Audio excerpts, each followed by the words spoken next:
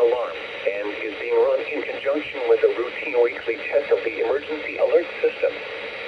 During potentially dangerous weather situations, specially built receivers are automatically activated to warn of the impending hazards.